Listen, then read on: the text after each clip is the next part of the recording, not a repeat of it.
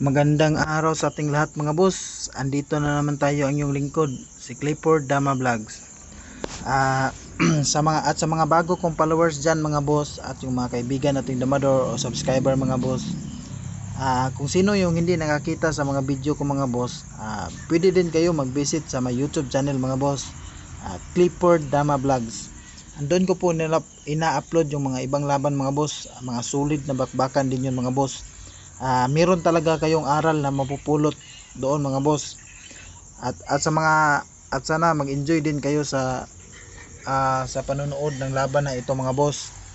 At meron din kayong aral na meron din kayong aral na mapupulot mga boss. At kung sino yung gusto magpapa-shoutout mga boss, pwede kayo mag-comment po sa may comment section para i-shoutout ko kayo sa next video. May nakalaban ako mga boss, isang divine player, si Jalil Abdul. So malakas din ito mga boss, solid din, magaling din na player ito si Master Jalil Abdul. So shout out sa Master, kung sino ka man, ito na po yung bakbakan natin boss. Sana makita mo ito. So ito yung game 1 namin mga boss ni Master Jalil Abdul. 116 ako mga boss, 115 siya, 214, 51, 62 ako mga boss, tapos tumira siya ng 313. So 51 ako mga boss. Pag 116 niya mga boss, dito lang ako sa may 313, ganyan, kain ang dalawa. Tapos nag 106 siya. So dito lang ako sa may 106 din mga boss. Pagkain niya ganyan mga boss, nagpakain din ako real. Tapos tumira siya ng 95. So magaling din, medyo maganda yung 95 din mga boss. Magaling din siya, may tirada din ito si Master Jalil Abdul. Tumira lang ako ng E3 mga boss. Tapos 5-1 siya, 115 ako. Tapos ganito yung ginawa niya mga boss. Tumira siya ng 7-2 pagkain, tapos nagbukas. So pagkain ko, kain din ako dalawa. Tapos yung tinira ko dito mga boss is tumira ako ng 11-7. Tapos ang tinira ni Master Jalil dito is tumira siya ng 13-16. So medyo nalanganin ako sa posisyon mga boss, kasi nakaabante na yung mas maganda sana kung nag-real muna ako sa 14 kanina. Hindi muna ako tumira ng 11-7. So dito mga boss, tumira ako ng 15-15. So nasalag niya lang sa may 11-6. So tumira ako ng 214 mga boss, tumira lang siya ng 8-3. So may din, magaling din ito si Master Jalil, may mga tirada din. Tumira ako ng 7-2 mga boss, tumira siya ng 313. Tapos tumira ako dito mga boss is tumira ako ng 14-16. Yung 14-16 mga boss, medyo parang alanganin niya natira siguro, pero wala talaga din ako magagawa mga boss, kasi gusto ko din makahanap ng tabla. Pagsayang niya ng 3-7 mga boss, umilag ako mga boss, pag ilag ko mga boss, medyo blunder din pala yung pag ilag ko, kasi natirahan niya lang ako ng 314 sabay. Yung ginawa ko dito mga boss is kumain lang ako dito sa may 12-2. Tapos dito sa mga boss, magaling talaga, dumama siya sa 12. Dito mga boss, ubos yung sa akin, ubos pati pantubos mga boss. So magaling talaga to si Master Jalil. Pero sa posisyon na yan mga boss, sumuko na po talaga ako. Badibag talaga si Shadow Pine sa game 1 mga boss. Napakagaling talaga na to na player si Master Jalil Abdul. So shout out sa iyo Master, nice game. Ang lakas mo Lodi. Napahanga talaga ako sa mga binibitawan mo ding tirada. So game 2 tayo mga boss. Ako naman yung black mga boss, yan naman yung white. So tumira siya ng 116 mga boss, at tumira ako ng 215. Pag 1613 niya mga boss, tumira ako ng 314. 214 siya mga boss, 62 lang. Pag 61 niya mga boss, sinayang ko sa may 116. Ganyan kain.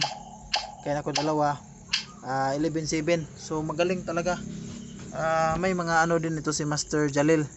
Kasi kung titira lang ako ng simple ng 9-5 dyan mga boss, tatamaan talaga ako dyan. Tatamaan talaga ako sa lansi dyan. Kung magna 9-5 ako, or either 11-7, 11-6. So magaling talaga. May mga ano din, may mga diskarte din siya. So yung ginawa ko dito mga boss is tumiming mo lang ako sa 10-5, sinalag ko lang. Pag tira niya ng 7-3 mga boss, tumira lang ako ng 5-1. Pag 10-6 niya, 9-5. Nagpakain sa ganyan mga boss, umatras. So magaling din talaga. Magaling din to si Master Jalil. Kasi kung si simple lang ako tira ng 416 dyan mga boss, tatamaan talaga ako dyan. May mga marami din siyang lanse mga boss. Titira ako ng 115, tatamaan talaga ako dyan. Kung titira ako ng dyan sa may kasi yung ginawa ko dito mga boss is 116. Kung titira ako ng 416 doon mga boss, tatamaan din ako doon. Medyo malalim lang, pero baka kadama din siya mga boss kung titira ako ng 416 doon. Kaya nakita ko yung mga lanse niya na medyo malalim din. So nag 116 lang ako mga boss. Tapos yung ginawa niya dito mga boss is tumira siya ng 6-2. Pag tira niya ng 6-2 mga boss, umabantin ako. Kinuha ko na yung posisyon. Positioning lang mga boss. Pag tira niya ng 116 mga boss, tumira na ako ng A3. Tinakpan ko na yung ano. Kasi baka maano pa tayo doon mga boss, tamaan pa tayo ng lansi doon. Pag tira niya ng 5-1 mga boss, dito sinimulan ko ng umabante. Dito na mga boss, nag-break na ako. Tapos yung ginawa nito mga boss is nagpakain sa atras. So magaling talaga. Kasi medyo malakas yung position ko nasa dos. Tapos nakahon din yung kuan mga boss. May ano din talaga siya, may mga may tirada din talaga. Lugi siya ng isa mga boss, pero hindi naman masyadong nagagalaw yung 5 ko dyan. Yung dalawa lang din. So parang ano lang din yan mga boss, parang tabla-tabla lang din yan. Si lugi nga siya ng isa mga boss, pero yung posisyon ko hindi naman ako magagalaw. So magaling talaga, may mga tirada din. 12-7 siya mga boss, 11-6, 7-2 siya, 6-1. Timing din ako mga boss. Pag tira niya ng A3, tumira lang ako ng 5-4. Tapos tira siya ng 313 mga boss. Dito ako sa may 115. So nagpakain sa atras mga boss, ganyan no. Magaling talaga, magaling din ito si Master Jalil. Tumira ako ng 416 mga boss. Pag tira niya ng 72 mga boss, dito na ako sa may 1613. Medyo ano din siya, medyo nalit din yung timing niya mga boss. Medyo nalit din yung timing niya. Pag tira niya ng 214 mga boss, ganito lang ginawa ko. Nagpa-atras lang ako, maneuver, ganyan. Kaya nako ganyan mga boss, abante. Dito din siya. So magaling talaga. Parang naghahanap talaga siya ng draw. Tumira ako ng 3-7 mga boss. Dumama sa may G's. Tama ako sa mga 12 mga boss. Pag tira niya ng 9-5 mga boss, medyo blunder yung 9-5 siguro. Pero depende kung parang ano din sa kanya yan, plano din siguro niya kasi sinayang ko sa gitna mga boss, sumabay naman din siya. So okay lang. Pagdama ko doon, ano siya, pero nakapenetrate na yung isa ko doon sa may 313. Tumira ko ng 13-3. Diyan siya ganyan. Nag-timing ako mga boss ganyan. Dito ako. Pag ganyan yung mga boss, sinayang ko lang. Tapos tumira sa 12-7, kayan ako. Kayan siya, dama ako mga boss. So wala siya magagawa dyan mga boss, kundi ipakain lang niya yung 13-3. Ganyan. Pag ano niya mga boss, so naghulihan pa kami dito mga boss, ganyan. Timing pa kami, hulihan. Tama, ganyan. Kung sino yung hindi marunong manghuli ng 3 versus 1 mga boss, pwede nyo to ulit-ulitin sa pagtitingin. Makikita nyo kung paano hinuli ko yung ano, yung isa. kung wala sa gitna. So ganito lang yung mga posisyon mga boss, pag ganyan niya. So yan talaga yung mga boss, power na formation, angle. Yan talaga yung mga boss. Kung makukuha mo yung posisyon na yan mga boss, yung 2-14 tapos 1 mga boss, yan talaga yung basic na paghuhuli ng 3 versus 1. 2-14 lang kunin mo tapos 1-1. Yan talaga yung depende mga boss kung saan nakalagay yung isang dama niya. Kung dyan sa may 13 mga boss, doon din ka sa kabilang 1 maglagay. Yung isa mo yung nasa gitna. Depende na yan mga boss. Ganyan lang talaga yun. Pag-aralan nyo lang mga boss. Pero yan talaga yung formation. Pero sa posisyon na yan mga boss, sumuko na po si Master Jalil Abdul. So alam na niya kung ano yung kahinatnan niya niyan. So yun lang mga boss, sana nag-enjoy kayo sa panonood ng laban na to mga boss at mayroon kayong aral na natutunan. So bago matapos itong video mga boss, mayroon lang akong isa-shoutout. So shoutout sa iyo Master Mervin Patinga. Ang shoutout din sa iyo boss Master Otter ng Cebu, Dalagit, Mantalongon. Ang shoutout din sa iyo Master Fidel Alvarado ng Cagayan de Oro City.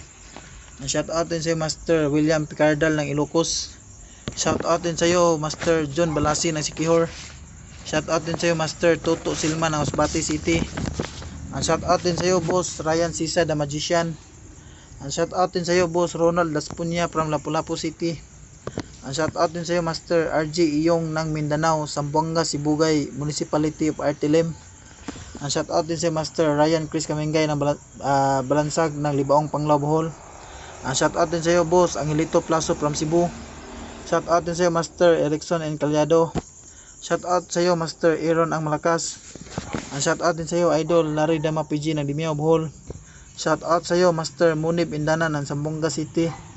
Ang shoutout sa iyo Boss Janly ng Palumpon, Liti. Shoutout din sa iyo Master Gilvin Pamiron Rama ng Padada, Davao. Shoutout din sa iyo Idol Oscar Amakin, champion ng Panglao number 1. Shoutout din sa iyo Master Doydoy Ulayer ng Karkar, Cebu. Shoutout sa iyo Master Ereher Cantoria, Hiser. Shoutout sa iyo Master EG Biso ng Caloocan City. Ang shoutout din sa iyo Boss George Dulutina ng Batuan, Bohol. Shoutout sa iyo Master Roland Tranquilero Soberano ng Tibuli, South Cotabato. Ang shoutout sa iyo Master Glenn Ray Ngujo aka Barbits ng Cebu. Shoutout sa iyo Master Melvin Alauria. Ang shoutout sa iyo Master Dondon ng Valenzuela City. So yun lang mga boss, sana nag-enjoy kayo sa panonood ng bakbaka na yun mga boss at meron kayong aral na napulot. So magandang araw sa ating lahat mga boss at maraming salamat.